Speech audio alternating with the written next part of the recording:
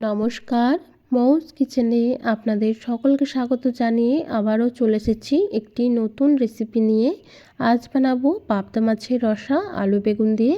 আশা করছি আপনাদের রেসিপিটি ভালো লাগবে, তাই ভিডিওটা স্কিপ না করে পুরোটা দেখতে থাকুন কীভাবে বানাই। প্রথমে পাবদা মাছটাকে আমি ভালোভাবে ধুয়ে নিয়েছি, এরপর ম্যারিনেট করব। এর জন্য অল্প একটু লবণ আর হলুদ গুঁড়ো দিয়ে মাছের গায়ে বেশ ভালোভাবে লাগিয়ে নিয়েছি। আর এখানে আগে থেকে কেটে রেখেছি বড় বড় করে আলু আর বেগুনটাকে। এরপর কড়াইয়ের মধ্যে সর্ষের তেল দিয়ে তেলটাকে ভালোভাবে গরম করে নিয়েছি। তারপর একে একে পাবদা মাছগুলো দিয়ে ভালোভাবে মাছটাকে ভেজে নিতে হবে। আমি কিন্তু কড়া করেই মাছটাকে ভেজে তুলে নিয়েছিলাম।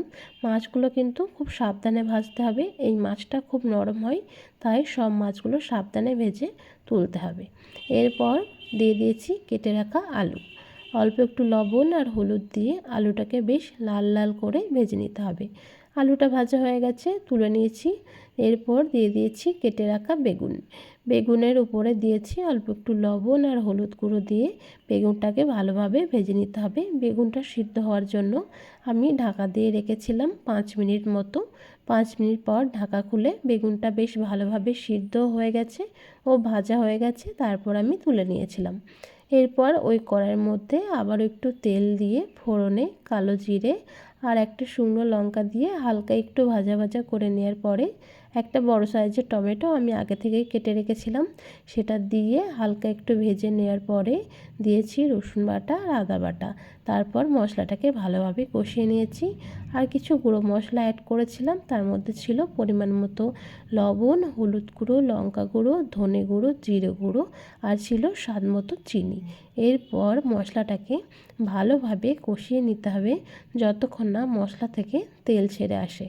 মশলা থেকে তেল ছেড়ে এসেছিল, ঠিক সেই পর্যায়ে আমি ভেজে রাখা আলুটা মশলার মধ্যে দিয়ে দিয়েছি। এরপর অল্প অল্প জল দিয়ে মশলাটাকে আলুর সাথে বেশ ভালোভাবে কষিয়ে নিতে হবে।